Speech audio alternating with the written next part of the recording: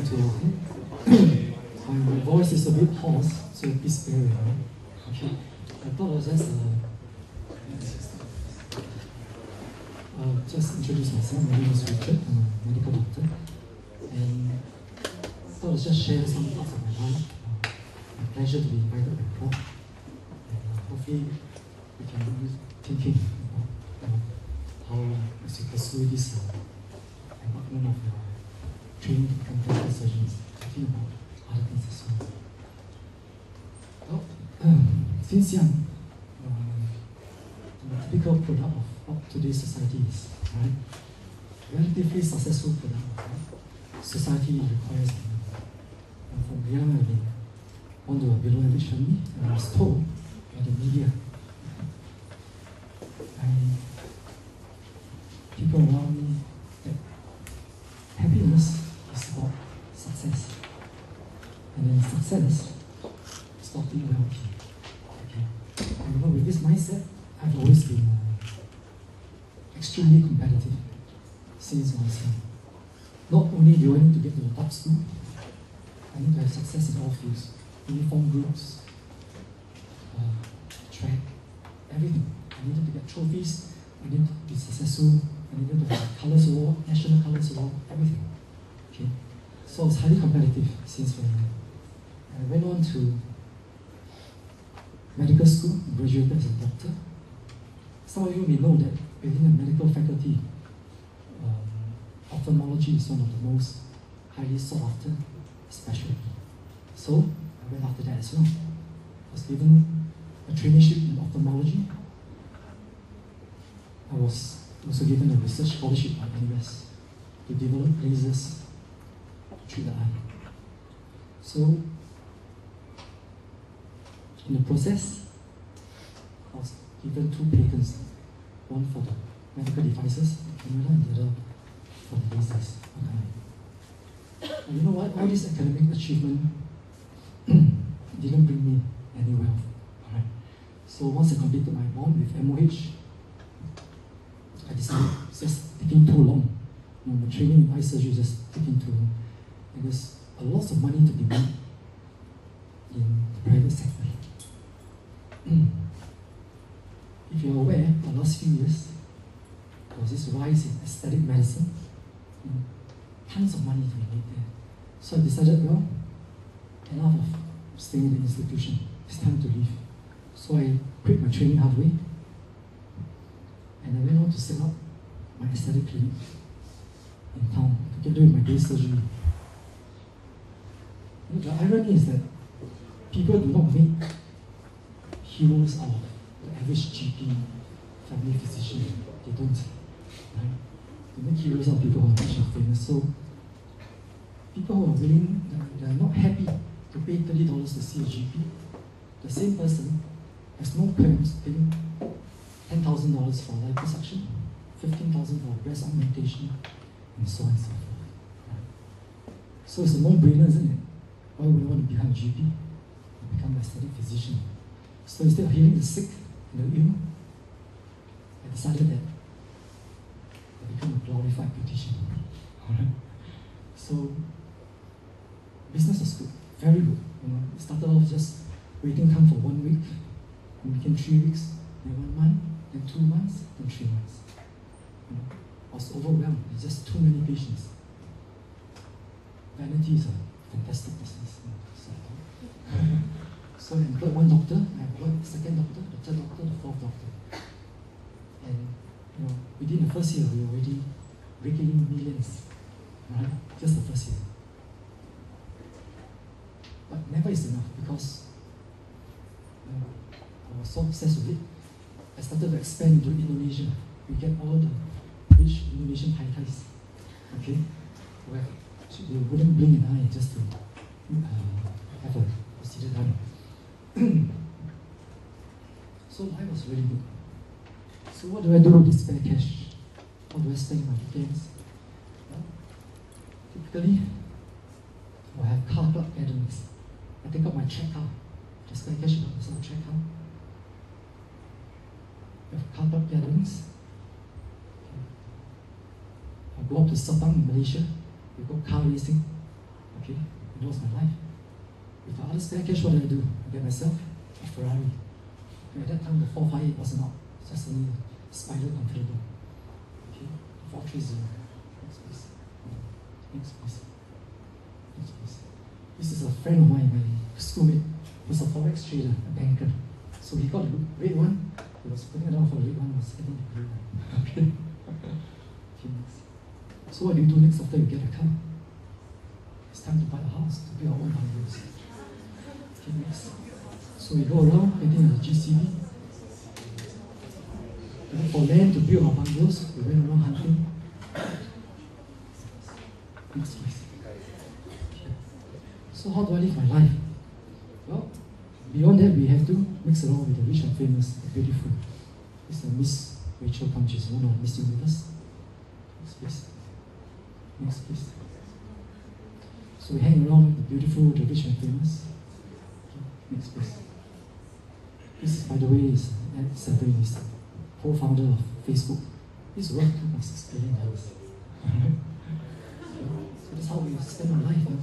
We're dining in all the restaurant, Michelin chefs, So, I reached a point in life where I thought I had everything. I arrived at the pinnacle of my career now. Next please. That's me, 1 year ago in the gym, okay? And I thought I was like, everything under control, and reaching the pinnacle of who I am. Well, I was wrong. I didn't have everything under control. About last year, March, I started to develop backache in the middle of nowhere. I thought maybe it's because of all the heavy squats I was doing, So I went to SGH, saw my classmate and said, hey, can you do an MRI just to make sure it's not a slip disc or anything? And that evening, they called me out and said, hey, we found bone marrow replacement in your spine. I said, sorry, what does that mean? I mean, I know what it means. I couldn't accept it. I was like, are you serious? I was still running around, I was still going to the gym and all. But we had more scans the next day, a PET scan, positron electron scan, and I found that actually I had a stage 4 terminal lung cancer. I was like, whoa, where did that come from? It's already spread to the brain, to the spine, to the liver, to the adrenals. And one moment I was there, totally thinking that I have everything under control, that I reached the pinnacle of my life. But the next moment, I kind of just lost it. Next one, please. This is the CT scan of the lungs itself. If you look at it, every single dot there is a tumor. We call this Millionaires or Millionaires tumor. And in fact, I have tens of thousands of them in the lungs. Right? So, I was told, even with chemotherapy, that we have about 3 to 4 months at most. Did my life come crashing down? Of course it did. Totally. I went to depression, of course, severe depression. And I thought I had everything. See, the irony is that all these things that I had, all the success, trophies, my cars, my house and all, I thought that brought me happiness. But when I was feeling really down, in a severe depression, having all this thought of my possessions, it brought me no joy at all. Right? The thought of, I can hug my Ferrari to sleep, no, it's not going to happen. It brought not a single comfort during my last 10 months, having all these thoughts. And I thought they were true happiness, but it wasn't. What really brought me joy first in the last 10 months was interaction with people, with my loved ones, friends, people who genuinely care about me. They laugh and cry with me. They're able to identify the pain and the suffering I was going through. That brought joy to me. happiness. Not the objects that I have, not the possessions.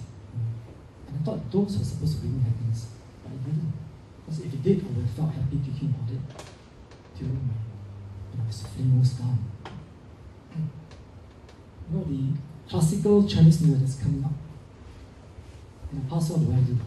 Well, I will usually drive my flashy car to meet the rounds and visit my relatives, to show it off to my friends.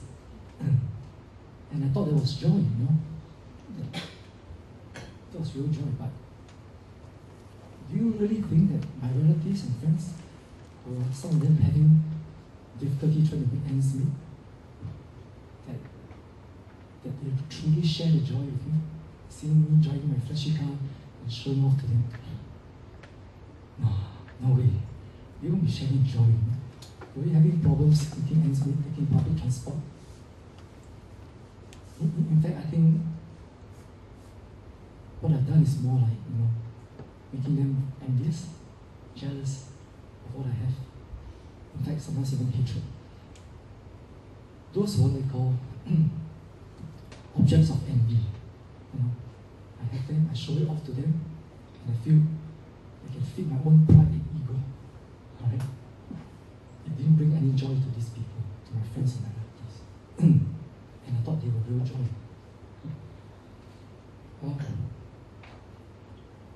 Let me just share another story with you.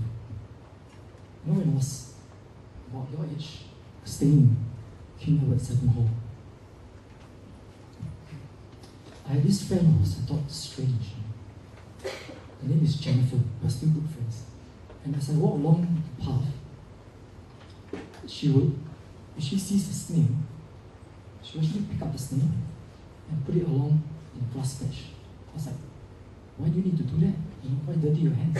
It's just a snail. But truth is, she could feel for the snail. The thought of being crushed to death is real to her. But to me, it's just a snail. If you can't get out of the pathway of humans, then you deserve to be crushed. It's part of evolution, isn't it? What an irony, isn't it? Then I was being trained as a doctor to be compassionate, to be able to empathize. But I couldn't. As a house officer, I graduated from medical school, posted to the oncology department in Cambridge. And every day, every other day, I witnessed death in the cancer department. And I see how they suffered, I see all the pain that they went through, I see all the morphine that they press every few minutes just to relieve the pain. I see them struggling with their oxygen, taking their last breath and all. But it was just a job. I went to clinic every day, to the wards every day, take blood, give the medication.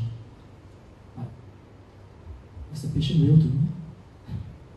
They weren't real to me. It's just a job. I do it, I get out of the ward, I can't wait to go home to do my own stuff. Was the pain, was the suffering that the patients went through real? No. Of course, I know all the medical things to describe how they feel, all the suffering they went through. But in truth, I do not know how they feel. Okay. Not until when I became the patient. Because I can tell you now, I truly understand how they feel. Okay. And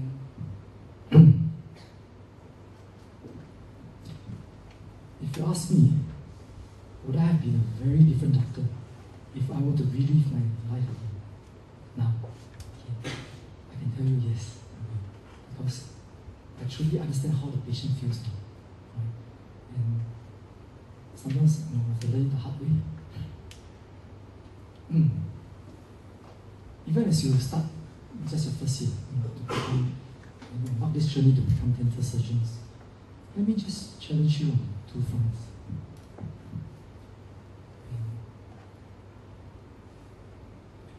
Inevitably, all of you here, when you start to go into private practice, you will start to accumulate wealth. I can guarantee that. Okay? Just doing an implant can bring you thousands of dollars. It's fantastic money. And actually, there's nothing wrong with being successful, with being rich or wealthy. Absolutely nothing wrong. The only trouble is, I think a lot of us, and myself, we couldn't handle it. Why do I say that? Because when I start to accumulate, the more I have, the more I wanted. The more I wanted, the more obsessed I became. And what I showed you earlier on, all I cared was basically to get more possessions to reach the pinnacle of what society determines, and what they want us to be. And I became so obsessed that nothing else really mattered to me. Patience was just a source of income, you know. And I tried to squeeze every single cent out of these patients. A lot of times we forget whom we're supposed to be serving, and we become so lost that we serve nobody else but just ourselves. You know? And that was what happened to me. Whether it's in the medical, the dental fraternity, I can tell you right now, you know, the right practice, sometimes we just advise patient on treatment that's not indicated. You know, grey areas, and even though it's not necessary, we can't advocate it. We can't lose our moral compass along the way because we just want to serve ourselves. Worse, I can tell you, over the last few years, we badmouth our fellow colleagues, our fellow competitors in the industry. We have no qualms about it. So long as you can put them down, give ourselves an advantage, we do that. Okay, and that's what's happening right now. Medical, dental, everywhere. My challenge to you is to not to lose that moral compass. Alright? I learned the hard way. I hope you never have to do that. Secondly, a lot of us will start to get numb to our patients as we start to practice. Even as we go to whether it's government hospitals, private practice. I can tell you when I was in the hospital, stacks of patients' folders. I can't wait to get rid of all these folders as soon as possible.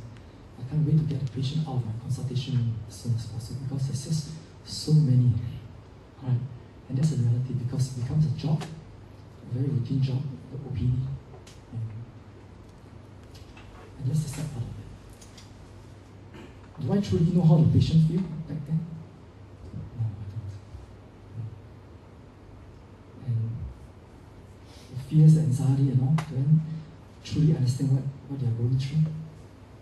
I don't. Not until when this happens to me. And I think that's one of the biggest flaws in our system because we're being trained as healthcare providers, professionals, and yet we don't know how exactly they feel. I'm not asking you to get involved emotionally. I can do this professionally, but do we actually make a real effort to understand what they're going through, the pain and all? Most of us won't. Right? I can assure you of that. So, don't lose it. Okay, my challenge to you is to always be able to put yourself in the patient's shoes. Right? Because the pain, the anxiety, the fear are very real. Even though it's not real to you, it's real to them. Right? So, don't lose it. And you know, right now, I'm in the midst of my 5th cycle of my chemotherapy. I can tell you it's a terrible feeling.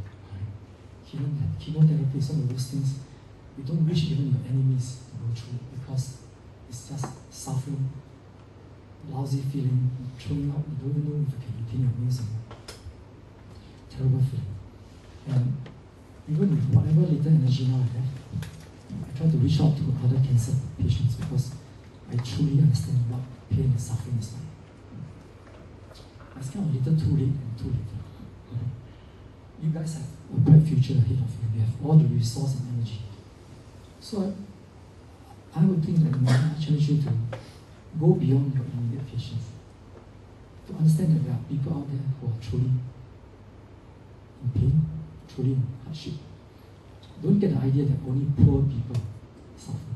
It's not true because a lot of these poor people, they don't have much in the first place. They're easily contented. For all you know, they're happier than you.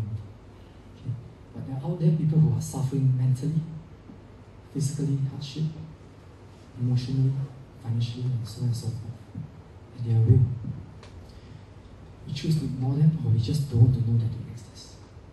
So, do think about it, alright? Even as you go on to become professionals and dental surgeons, that you can reach out to these people who are in need. And whatever you do can make a large difference to them. I'm not at the receiving end, so I know how it feels like. Someone who genuinely care for me, encourage and all, it makes a lot of difference to me. Just okay,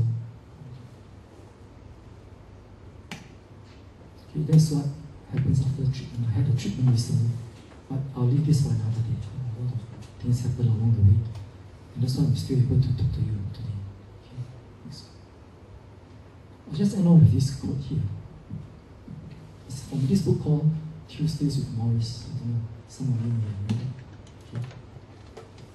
That, everyone knows that they are going to die. Every one of us knows that. But the truth is, none of us believe it. Because if we did, we would do things differently. When I faced death, when I had to, I stripped myself off totally. And I focus only on what is essential. The irony is that a lot of times, only when we learn how to die, then we learn how to live. Okay. I know it sounds very morbid for this month. Okay, but it's the truth. That's what I went through.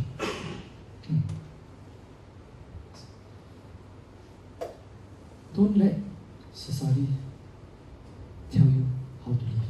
Don't let the media tell you what you're supposed to do. Okay, because that's what's happened to me.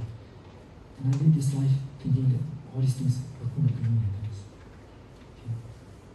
I hope that you will think about it and decide for yourself how you want to live your own life.